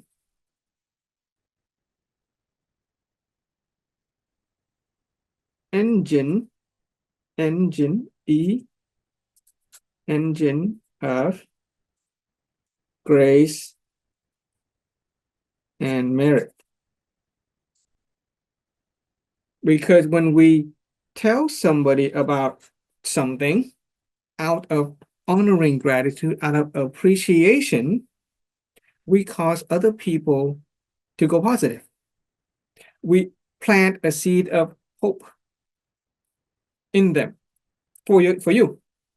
And when we cause another person to go positive, we deposit a positive seed in our fortune account. And over time, our mental images will go positive, our source concept will go positive, our emotional and spiritual energy will go balanced and positive, and we will be more likely able to achieve what we want. It is not the same as simply promoting an idea or selling a product. In the past, we may have heard wisdom teaching that if you have a plan, if you want to make some plan, don't share with other people, keep it to yourself. Ever heard of that? Like, keep your plan to yourself. If you tell people, it'll get diluted, your energy will dissipate, and you will not be able to accomplish it. And that is true. If you share it just tell with other people, divulge your intention, your plan, it may dissipate and you won't be able to accomplish it. And that is because you are missing the element of appreciation. And you are not understanding the full source concept of appreciation. Appreciation is to tell other people with repetition using the energy of appreciation and gratitude. We appreciate what we intend to do, and we make sure that we do what we appreciate. That is keeping our word. Because every time we tell somebody our plan, we're actually asking them to keep us accountable. And if they have questions and doubt about our plan, that is an opportunity to clarify and solidify our plan. If I tell, and you want to work with somebody you trust, right? You don't want to share your plan or tell it to people who are gonna put you down. Share it with somebody you trust, somebody you care about, and somebody who care about you. And let's say you say, I want to get up at 1 a.m. in the morning. to exercise, to meditate, to eat a whole meal, to do my WIT homework, and then get to work. And then, the person, let's say I share with my wife say 1 a.m. maybe unrealistic. And when you share that, you go, maybe she's right. Maybe I need to readjust my plan so that 1 a.m. can be more achievable. Let's see if I can change it to 4 a.m. By telling to somebody who trusts and care about you, they help you clarify your plan and they help you be accountable. And when you can achieve what you said you would do, you basically keep your promise, then you are, over time, you are building that state of being faithful and trustworthy. Only through the power of appetite. And so I'm practicing that myself, okay? I have certain plans, I have certain habits I want to build, and I'm struggling for it. My first step is recognizing integrity from the perspective of whole, perfect, and complete. I'm not going to try with effort because I have done that for the past, 20, 30 years. It doesn't work. Someday I might get really positive and I may be able to do something like getting up in the morning and exercising. But as soon as that positive energy dissipates, I go back to my old habit. So I'm working on the appetite, and that has to do with sharing it with another person that you trust and care about. And you do it with the energy of appreciation. And you keep on doing it. And every time you do it, the teaching says is that every time you do it, you deposit a little bit of a positive seed into your own account. And over time, your mental images will be better. Your source concept will be clearer. Your emotional energy will be more or less balanced. And it will be a simple matter to achieve what you said you would do. Right? So you make a promise, you keep the promise. You say what you're going to do, and you do what you're going to say. And you just repeat that cycle. And, I hear that 21 days is how much it takes for a new habit to be formed. So, anybody have any impression about that? Okay. The power of appetite in maintaining the virtue of faithfulness. Okay. Same thing with, that is how we maintain faithfulness or trustworthiness with respect to ourselves, using appetite. Same thing with maintaining faithfulness to our family, to our organization, to our society. We share with them our plan, but we share it with the energy of appreciation, and we keep on talking about it. Right? Master Thorn has been talking about the with-home concept for the last 10 years. It still has not been able to realize it yet, okay, because there are still many aspects, mental images, source concept, still isn't there yet. But as he's sharing it, he's also planting that seed into the minds of tens of thousands of people. And each of the person that he shared it with, or tell it with the energy of appreciation, it gives them hope.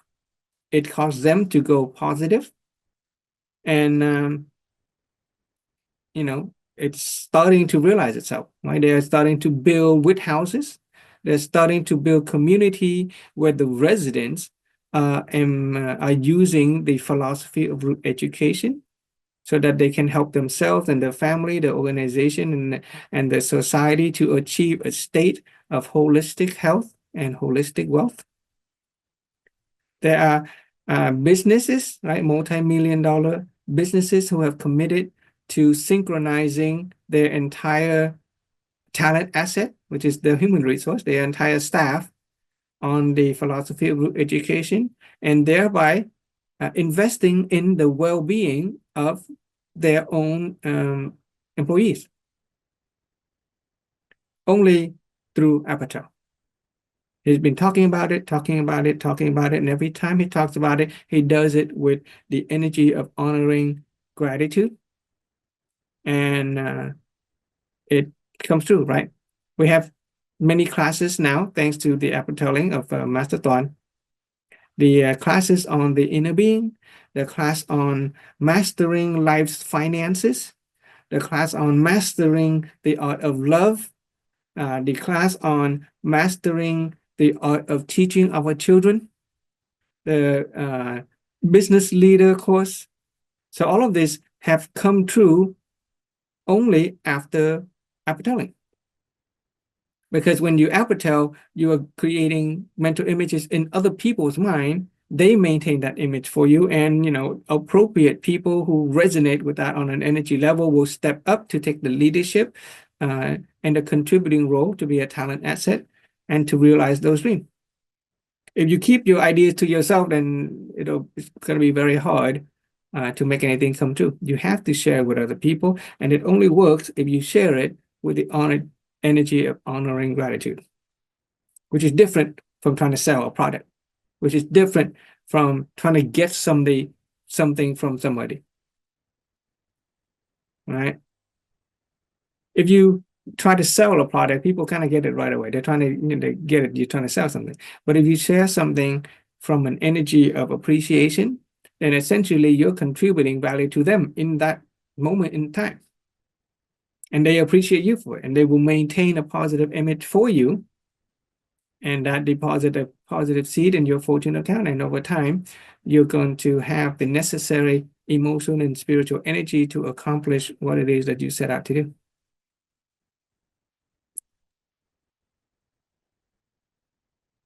And that wraps up our sharing on integrity. Right? So to sum it up, right, these are the properties of what it means to be human being. Humanity. Okay. Propriety. Accountability.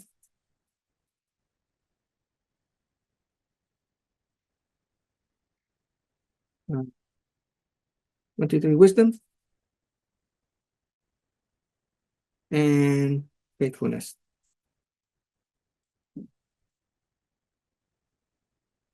Faithfulness, 2L.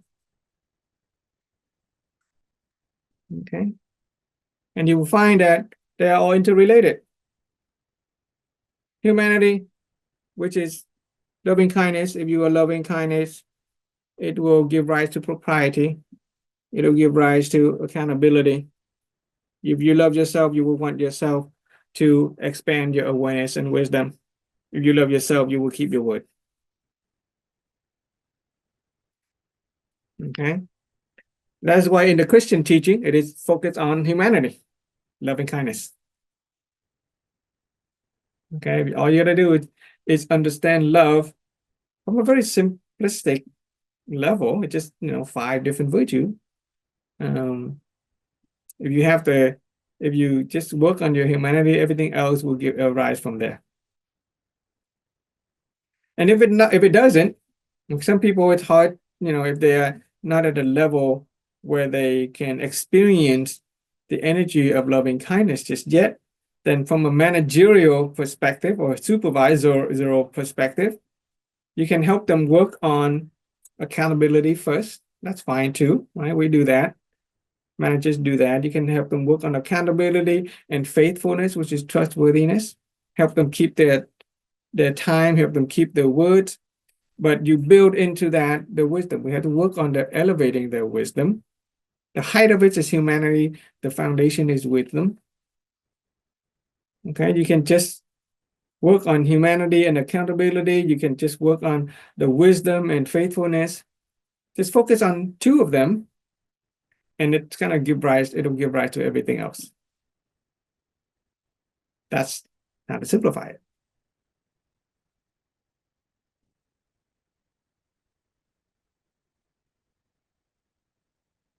Any impression? Question?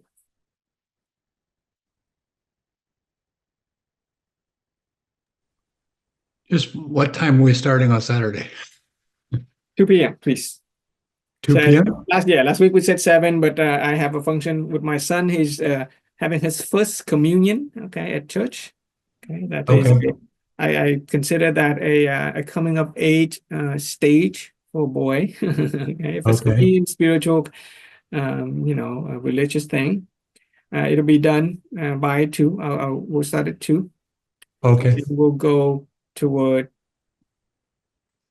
I don't know, 6 p.m. on Sunday, Okay. because we're going to give ourselves 4 hours sleep. Okay. Okay. Yeah. I'll send out an official flyer in a little bit or tomorrow. Okay. All right. Right. If you can help me find a couple of people, that'll be helpful as well. And invite your friend from work and anybody, your colleague, Yeah. your worker, because we get to start from the beginning. Anybody who's new is going to benefit from that foundational stuff. Mhm. Okay, we'll go through those 3 major reference system. Okay, the root cause of life, the human construct. We'll go through the reality triangle. Okay, and if we have time, we'll talk about wisdom and character or whatever. But the I'm looking 3 forward to it because I need to refresh on a lot of things as well. excellent. Come with a lot of question and come with an intention. Like, what do you want to get out of it? What area of life do you want to transform? Mhm. Okay. The idea is turning coal into diamond, right? Common coal, when you pressurize it with heat and energy, it'll turn into precious diamond. Same thing with Mhm. knowledge. When you pressurize it, in a short amount of time, it will stick, it will become real, and we will experience that as part of our reality. It won't just be entertainment, it'll be transformative. Mhm. Information can turn, transformative knowledge can become informative knowledge can become transformative knowledge when we allow it to be under pressure like that. And it is a practice on serenity too, because we cannot do anything for 24 hours without activating the energy of serenity. So while I'm sitting here and talking, I'm actually resting. While I'm sitting here and talking, I am cultivating my relationship health with you guys. I'm giving you the gift Perception of of my time. presence. I'm receiving your gift of your presence, the gift of your speech. I'm receiving all the benefits that you have offered me, and vice versa. And so that engine of value creation gets turned. And the more people that we interact with, the more that engine of value creation will turn, and the more we will transform. Yeah. Yes. And the perception of time goes very quick. Oh, yeah, it does. Okay. So, yeah. Yeah. Right.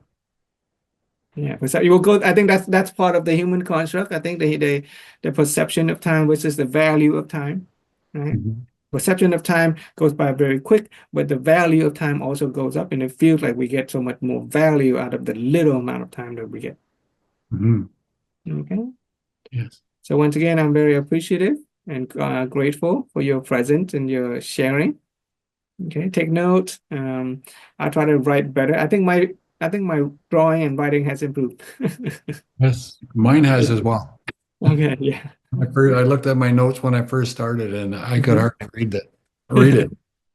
So now it's a lot better. Okay. Okay. Yes, and I appreciate everything from you, Frank, and have a lot of gratitude towards you. Thank you. Okay. Okay. And I'll see you Saturday at 2 p.m. Okay, you guys take care. You too. Bye-bye.